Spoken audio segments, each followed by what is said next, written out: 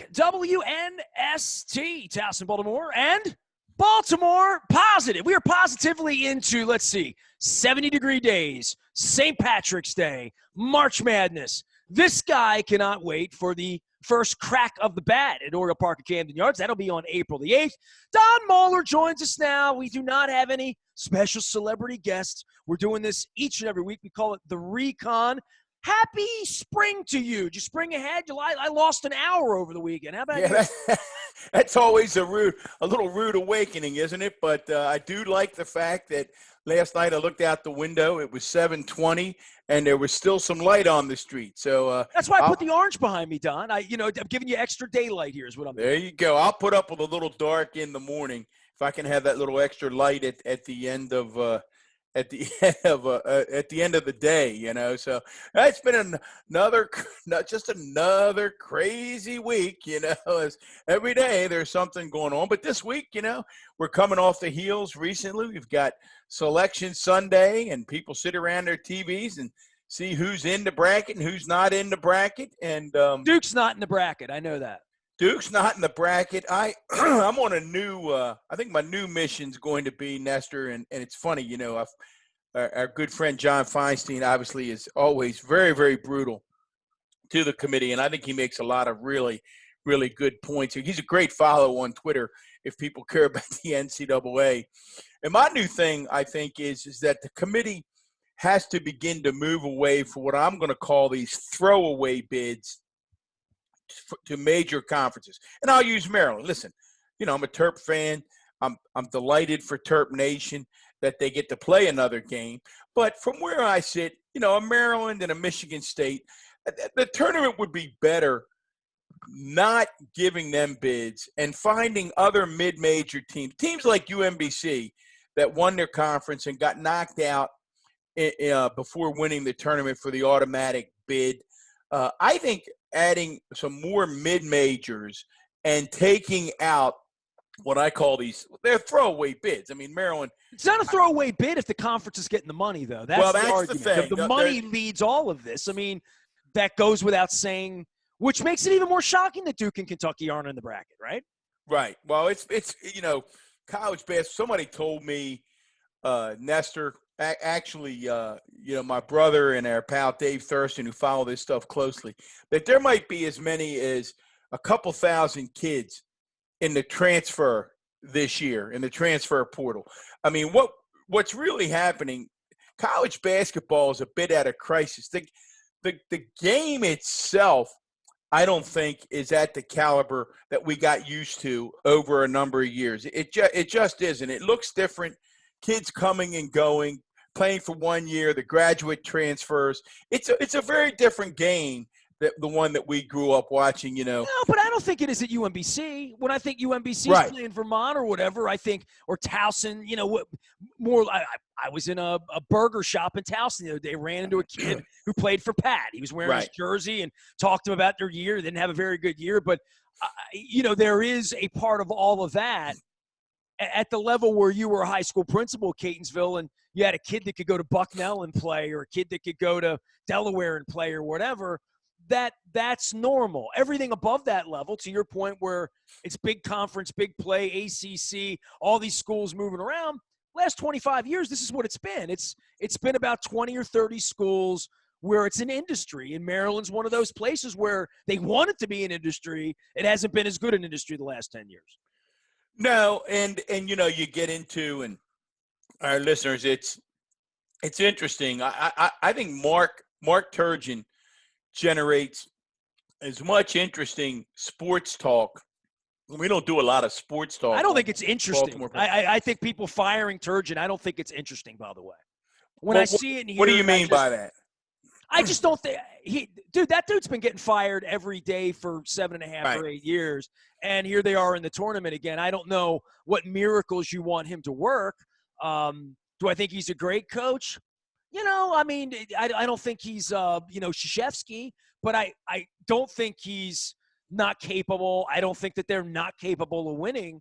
I just think it's very difficult to win. I think the level of expectation that I've heard Maryland fans cry about from the days of Cole Fieldhouse, that every year they're supposed to win, every year they go to It doesn't even work that way in Duke and Kentucky right now. It doesn't work that way at UConn anymore. Not anymore. Or in Syracuse, or in Georgetown, or any of these places where they won, but they don't win every year. Well, I think it's fair.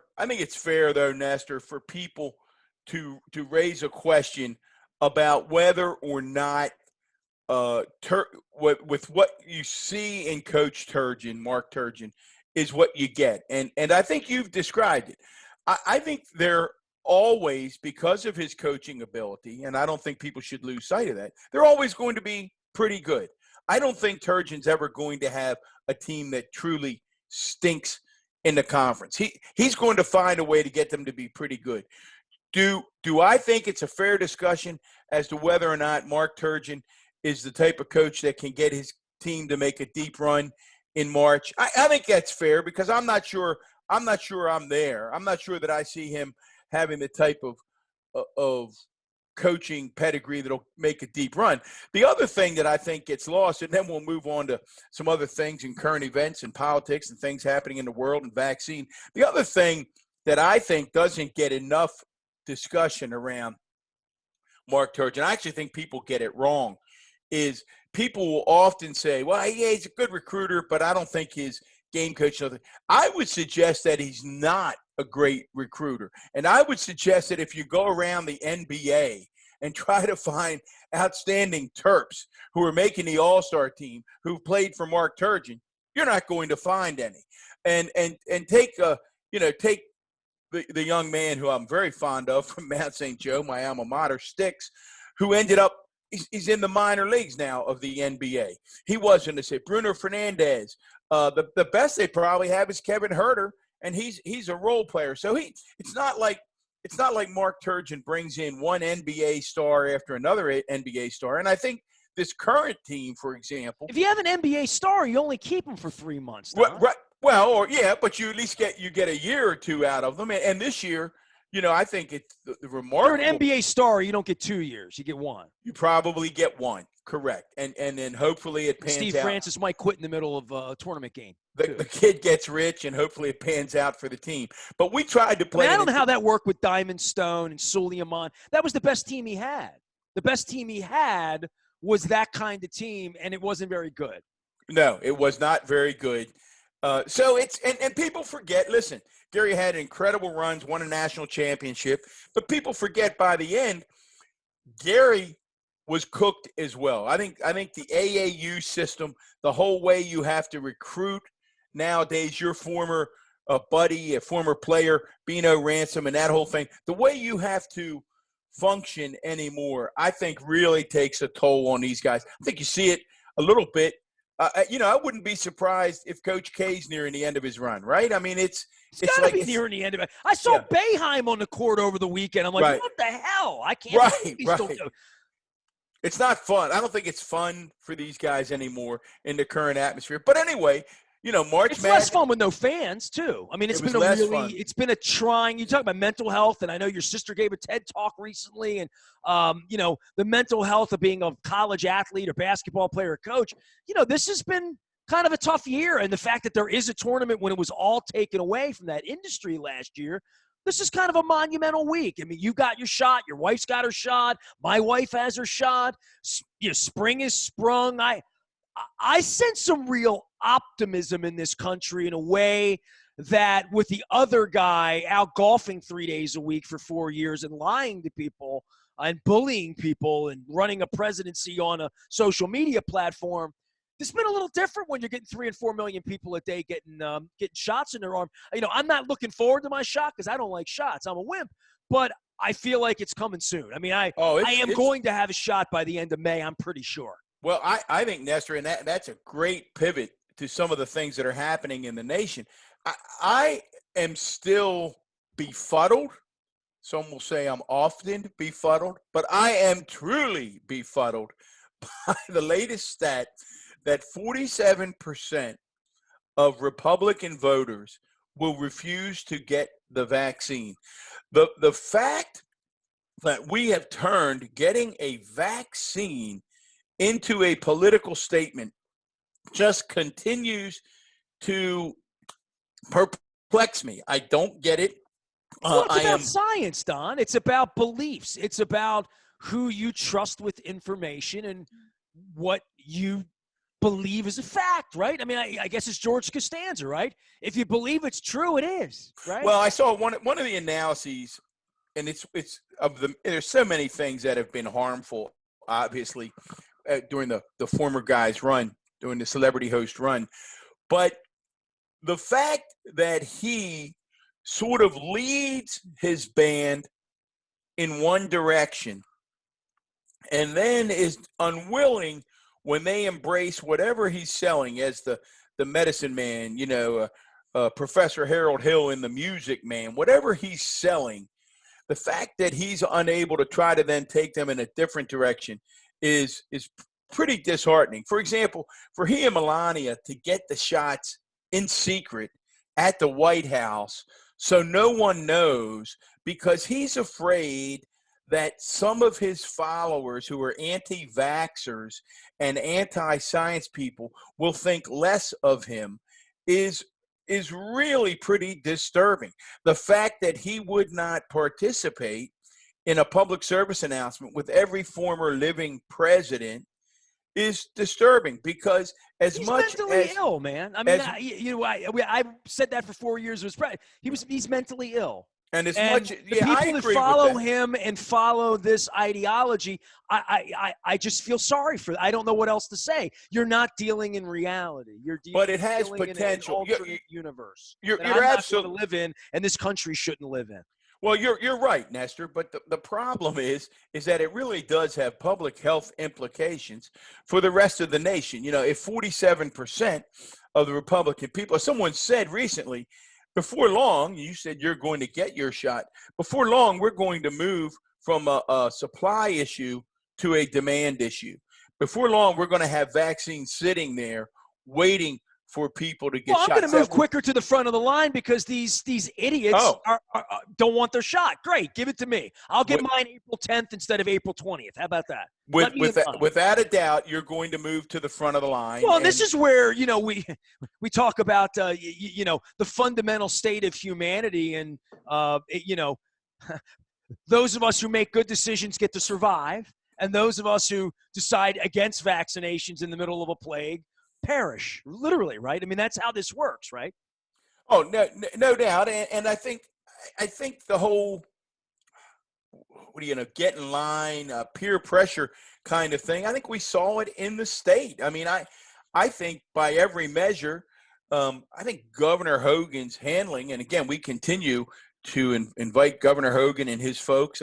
Kiefer, if you're listening, I know you listen. We'd love to sit down and chat with the governor. Mike Ricci, we'd love to sit down and chat with the governor.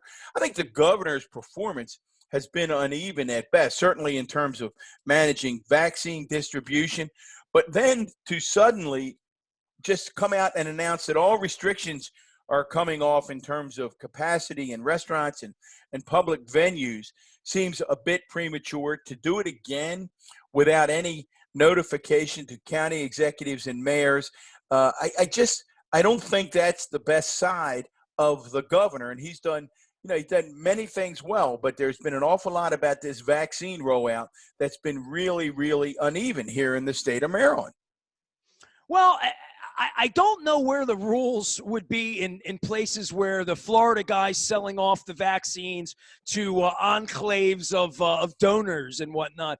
The fact that has happened, and the fact that, quite frankly, there's $1.9 trillion of money floating around. Last time Tom Brady's getting PPPs and whatnot, right? There's a cash grab going on when there's this much money, from your Democratic, left side soul. All this money is getting funneled out now. There's going to be all sorts of chicanery going on about how to get it, right? Like the vaccine. Yeah, I mean, I think we worried about that in the beginning. I go back now that I think that the Biden administration, just recently, we had a recent day, right, where there was 3 million shots into an arm. So it appears to me that the Biden administration has the distribution under control. And, we're going to have to now turn to a public service. What we really need are some conservative icons. And there really is, unfortunately, again, there's one big dog, right? And that big dog's at Mar-a-Lago, because even the Ted Cruz's, Cancun Ted and others, they don't have the kind of juice that the former celebrity host has. So we really need the big dog to come out and say to his folks, hey, we need to do this. And you know what? Come on, Don. If you've made up your mind and you're wearing a red hat and you're, Caucasian on a farm in America, and you've just decided this vaccine thing's not for you. Okay, but you're not changing those people's Well, mind. Here's how it changes, and this is how crazy my brain works from time to time. Any more than you were going to get them to vote for Biden or Hillary Clinton or an African-American male or female or a woman or, I've met these people. I know these people. They're not changing their mind. Oh, well, yes. You're related to some of them. You can't change their mind. I am, and I love them dearly. Here's how they would change their mind.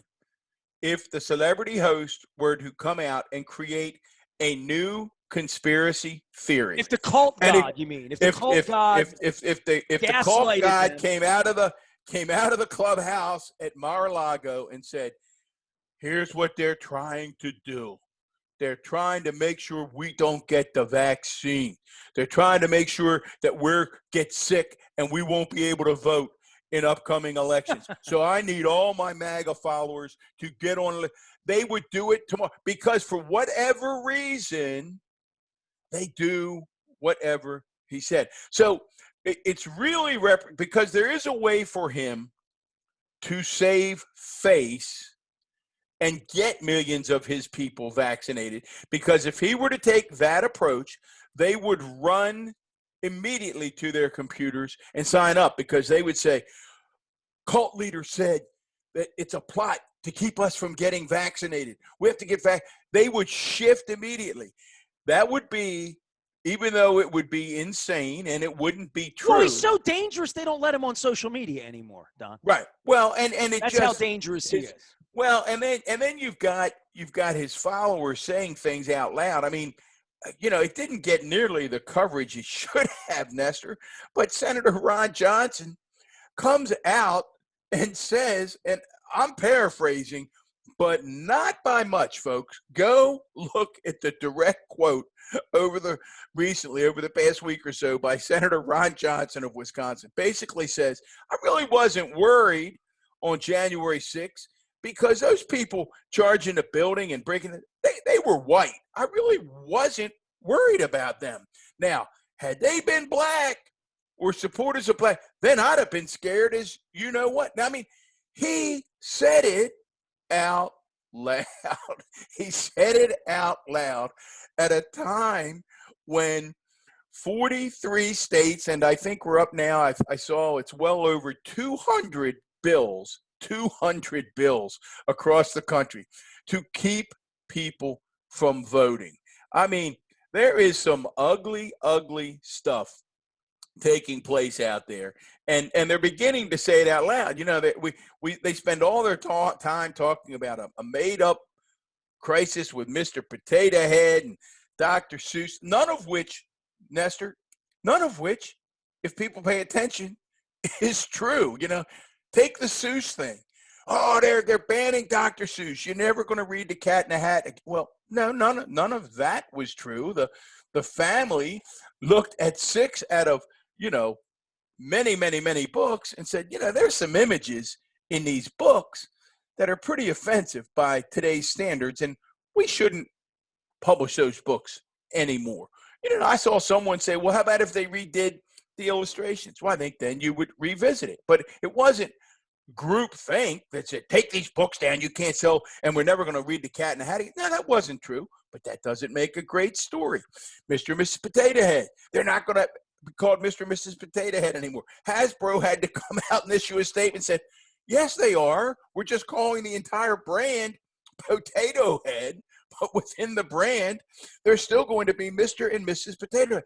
But when you're bereft of ideas, and this is what I say to my Republican friends and colleagues, come back with ideas. That makes sense to me. Let's start That having makes sense to me. I'm 52 years old. Right. I'm sort of Latin. I'm sort of white. I'm certainly not African American. I grew up in East Baltimore. I've mingled with people all over the world, all over. I've been involved in politics. Sell me something that makes sense to me. Right. Make me come on the radio and say, that's a good idea, Andy Harris. That's leadership. That's something that I can fully get behind. That's a great idea. Those ideas do not exist on that side of the aisle. The ideas on that side of the aisle are unintelligent, lacking science, leading with a gun, leading with racial division. That makes it uninhabitable for me. And voter suppression. No, you're right, Nestor. And that's why I say to my Republican friends who get angry and say, you're calling us all racist. I always say, no, I'm not. This is a really, really important point. No, I'm not. And I need all of those Republicans who think that to listen carefully. Again, what I'm saying is that Ron Johnson, not Don Mohler, not Nestor, saying what Ron Johnson said. Ron Johnson said, I wasn't afraid because these crazy people who killed one police officer, caused a couple others to die, sent people to the hospital, and were going to hang Mike Pence and Nancy Pelosi. I really wasn't afraid because they were white, but had they been black, then I'd have been scared. Ron Johnson said that. Now, he's a Republican. He's a leader of your party. In 43 states, they are trying to pass laws to keep people from voting. In Georgia alone, they're shortening the number of early vote dates, making no early voting on weekends so that the whole African-American church tradition of souls to the polls will go away. And they're eliminating drop boxes, and they're shortening the window to vote on election day. Now, all of those are targeted toward African-American voters.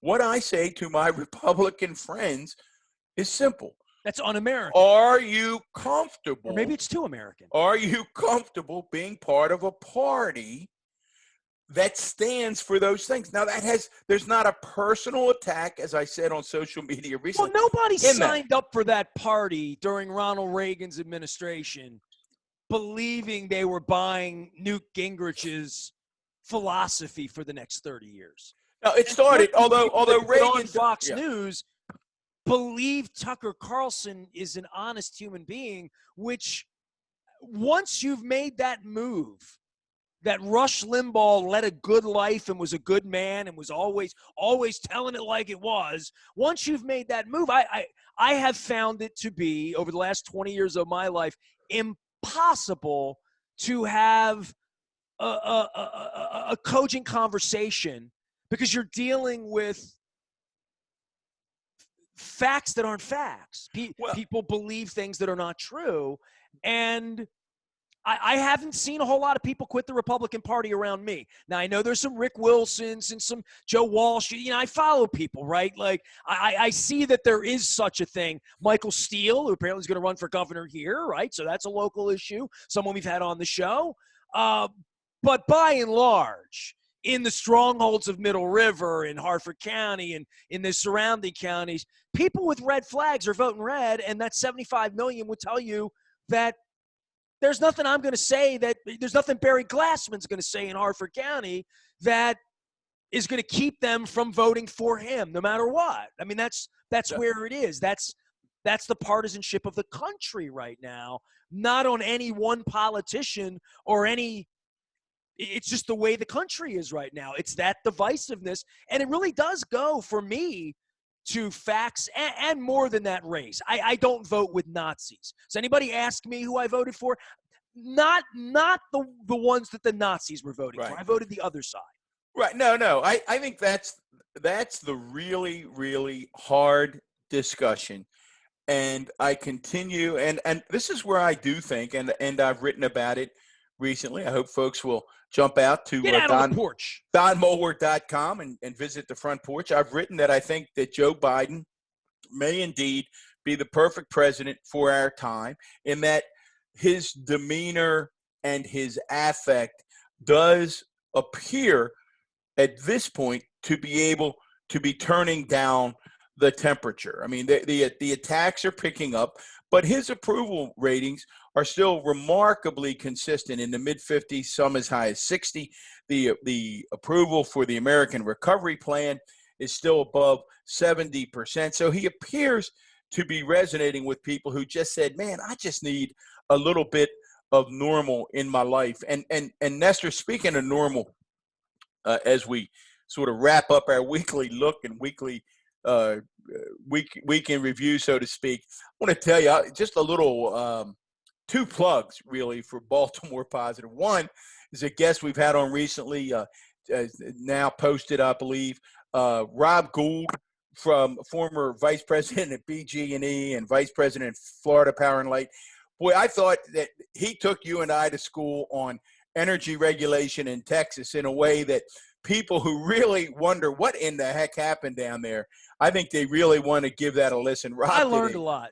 In that conversation. I mean, that's why for anybody riding around wondering why Don and I talk about politics and local, I learned a lot. I mean, there's plenty to learn, I think, as we've all learned in the last couple of years, right? Well, no doubt about it. And the other, we're going to be interviewing in a few days, we're going to be interviewing Baltimore Sun reporter Justin Fenton on his new book, We Own This City, which has now been commissioned by HBO to become a new miniseries.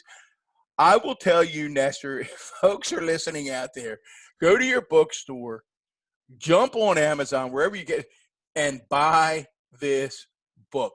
It is, you cannot put it, and you and I know a fair amount about the Gun Trace Task Force because, you know, we've interviewed Brandon Soderberg and others who've written on this topic. We've tried to follow it. We've interviewed elected officials and police commissioners on this topic. We've interviewed union leaders on this topic. Fenton's book takes it to another level, and you are going to love that interview. It literally cannot put the book. I've had a dozen down. people on my timeline, not you, by the way, talking about that book and how good it is. So I told my wife, I said to Linda, as soon as I'm done, I'll hand it across to you because it's going to be an unbelievable miniseries. And you know, as much as funny as much I said, we know a little bit about the Gun Trace Task Force. I didn't realize that Wayne Jenkins, Sergeant Wayne Jenkins, who you and I know was sort of the ringleader, the Tony Soprano of this outfit, he was an Eastern Tech student. I had no idea that he grew up in Middle River, went to Eastern Tech. We'll be talking about all that. And then I told you I prodded you over the weekend. During my workout, I was listening to a podcast. I was listening to Willie Geist interview Guy Fieri, and I said to myself, oh, my God, Fieri is Nestor. Well, I know Fieri's story. He had like a snowball stand, right, with his family. Is that right? He started Pretzels. He started at 10 years old selling pretzels. And the guy where he was his dad here was the story. His dad gave him money. This is so you. Dad gave him money for lunch. At that time, as Fieri points out, you sent your kid off to the slopes. You didn't worry, but you didn't helicopter parent them. They came back at the end of the day after skiing all day. And his dad said, what'd you have for lunch? I had soft pretzels. I'd never seen a soft pretzel. He was from the West. He didn't know there was such a thing as a soft pretzel. So, soft pretzel. Well, what else did you have? Soft pretzels. Well, I gave you $5 for lunch. What did you eat? I ate nothing but soft pretzels. I used to do that at the skate rink. There you go, soft pretzels. So his dad says, go back to the guy. Why don't, you're 10 years old. Why don't you go back to the guy and ask him where he gets his pretzels, and maybe you set up a little pretzel stand. So Fieri goes back. Guy was real nice, but the guy wouldn't tell him where he got his pretzels. He says, oh, no, what? I'm going to tell you so you can go out and open a business. And Fieri says to the guy, dude, I'm 10 years old. I don't even live here. I'm not going to compete. I just want to know where you get your pretzels. So he wouldn't tell him. So his dad says, I got an idea. Go back later. And when he throws out the box that the pretzels come in, go get the box. So, I mean, this is so you. Fieri sneaks back, takes the box out of the guy's dumpster, finds the address for the company at 10 years old, writes the company, and then from 10 years old until he's 15 or 16, sells pretzels out of a little cart that his dad made at all the fairs and all the events around town, makes enough money that he saves up money to get a girl, to get a teenager. date, He decides he wants to go to France to school to learn about another culture. He has enough money to pay his way.